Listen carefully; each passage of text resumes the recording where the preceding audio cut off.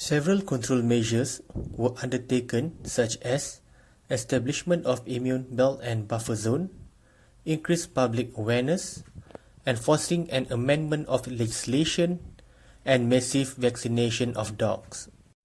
Malaysian Immune Belt Zone, which is also known as Rabies Buffer Zone, are all the areas that are within a radius of 20 to 30 km of the border with Thailand, which include Perlis, some part of Kedah, Perak and Kelantan.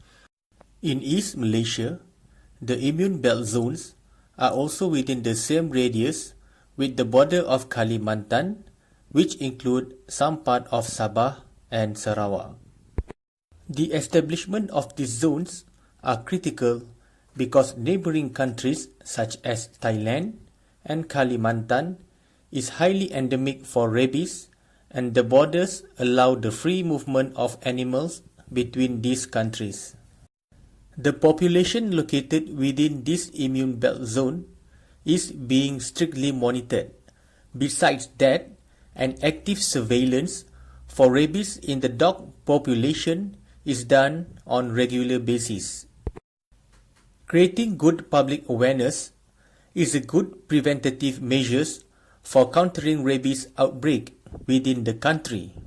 Several campaign and exhibition was conducted particularly within the critical zone to educate the community regarding rabies.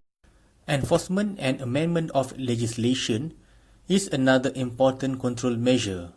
Under the Animal Act 1953, latest Animals Amendment Act in 2013 makes provision for the coverage of special issues relating to dog rabies. These include licensing, handling of rabies-infected areas, detention of any animal suspected to be infected with rabies, detention of any dogs that have bitten a person, and administering of anti-rabies vaccine in dogs. And finally, mass vaccination of dogs within the immune belt zone proven to reduce the rabies outbreak incidence.